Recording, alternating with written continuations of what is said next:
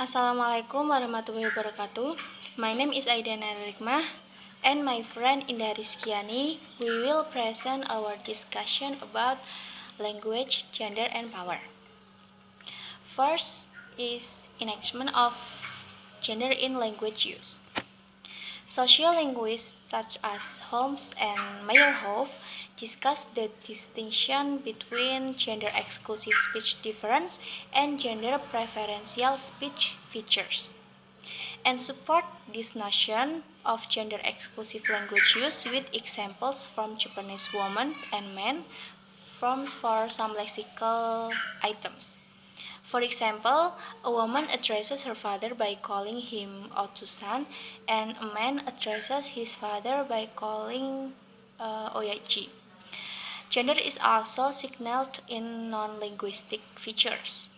Gender juga ditandai dalam fitur non-linguistik, yang mana aspek yang menonjol terutama terdiri dari dimensions of everyday discourse as topic uptake, silence, styles of talk, requesting information, and functions of tag questions. Certain use of language from word choice to speaking styles are still linked negatively to female gender and serve to construct and reinforce social difference. Cultural difference abound in this regard as well, resulting in markers of being female as highly valued and therefore desirable. And then next is definition. In this slide, explain that definition of gender. Many people assume that gender is same with sex. In fact, they have different definition. Jadi, banyak orang menganggap bahwa gender dan seks itu mempunyai pengertian yang sama, padahal keduanya mempunyai pengertian yang berbeda. Sex is designation based on biology, whereas gender is socially and psychologically constructed by the process of interaction in the family, social and education settings. Gender is not something we have, but something we do, something we perform. Sex is a biological categorization based primarily on reproductive potential, whereas gender is the social elaboration of biological sex. It means that seks adalah sesuatu yang dibawa saat seseorang lahir, sedangkan gender merupakan sesuatu yang tidak dibawa seseorang ketika dilahirkan. And then next is language and gender. Language and gender refers to the relationship between the language of male and female. Gender difference is not only a reflection of the speech between male and female, but also a reflection of their different living styles and attitudes. Gender difference is a popular research in many fields, such as in psychology, in social linguistics, and in female study. In these fields, the difference between male and female in many aspects have been studied from different angles with different methodologies. Jadi, language dan gender itu mengacu pada hubungan antara bahasa man and woman. Perbedaan gender merupakan penelitian terpopuler di berbagai bidang, dan banyak yang bilang bahwa terdapat perbedaan antara gender jika dilihat dari berbagai sudut pandang yang berbeda. And then, gender and power. Power has a role to play in any consideration of gender, race, ethnicity, and class. Just as gender cannot be viewed as only a local, situated construction in the course of a specific instance of talk, the study of power in discourse is part of the woodwork, as it is abandoned the practice, values, and worldviews of the participants and cannot therefore be ignored in the pragmatic meaning of talk. Tadi tentang power dalam wacana itu adalah bagian dari woodwork, karena tertanam dalam praktik, nilai, dan pandangan dunia, dan karena itu tidak dapat diabaikan dalam pembuatan makna pragmatis dalam pembicaraan.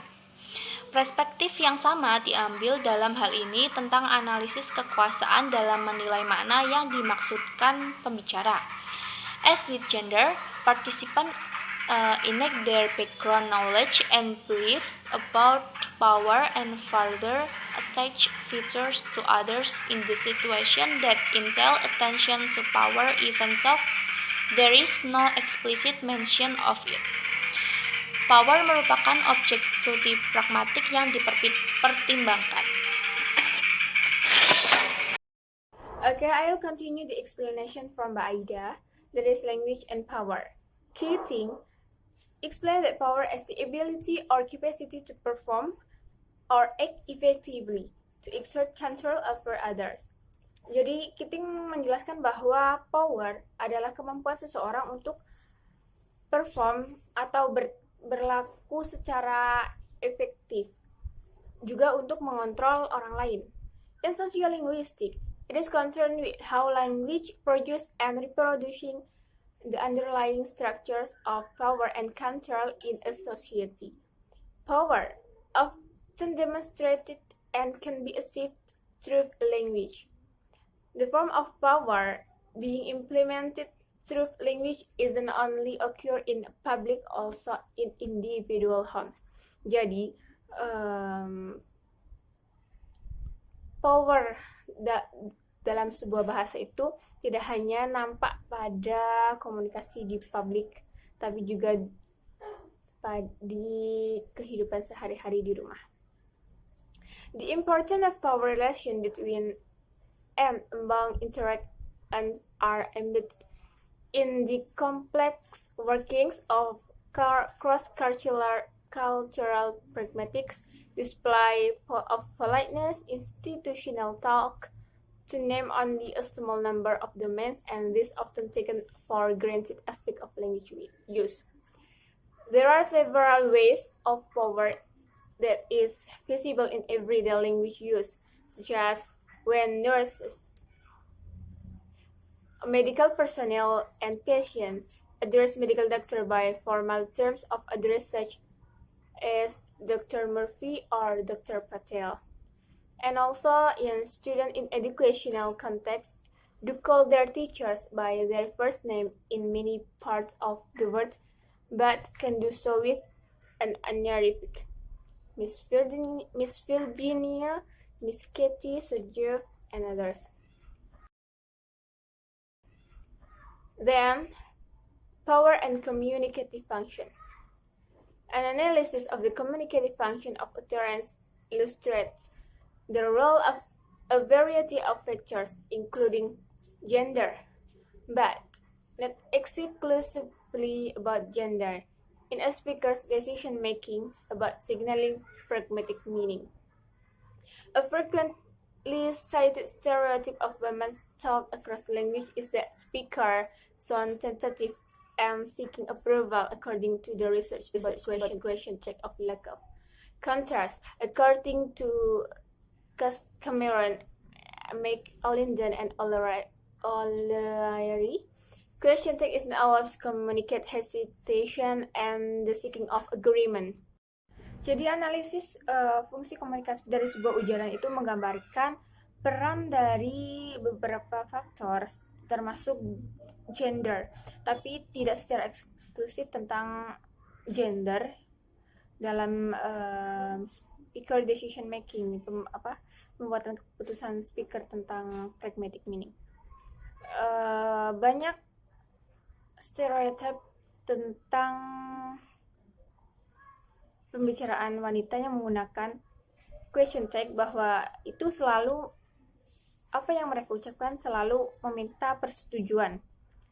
Tetapi menurut Cameron dan McAlinden dan O'Leary, question tag itu tidak selalu meminta atau mencari persetujuan dari lawan bicara, but they state that there are two functions of question tags.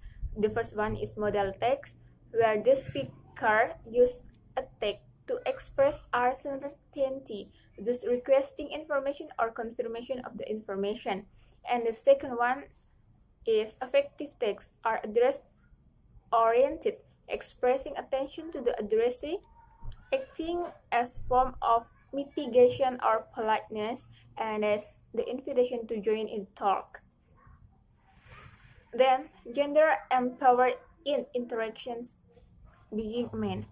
There was an example of interview talk of an interviewer with Mick, who had been elected as the president of his fraternity, which showed that this example illustrates an instance of co-constructions of masculine gender.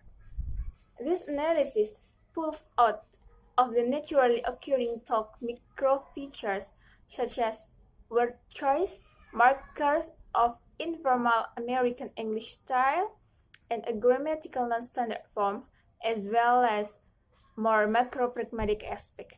By answering the interviewer's question concerning his being elected president of a fraternity on a university of his campus, Mick externalizes his view of himself as a male with features he believes to be attractive for the position.